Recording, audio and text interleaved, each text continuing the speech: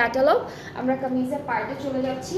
কামিজটা হচ্ছে লাক্সারি লনের মধ্যে থাকবে, ফুল বডি পার্টটায় প্রিন্ট আছে, প্লাস ছোট ছোট করে চিকেন কারি অ্যান্ড এমব্রয়ডারি কাজ করা থাকবে।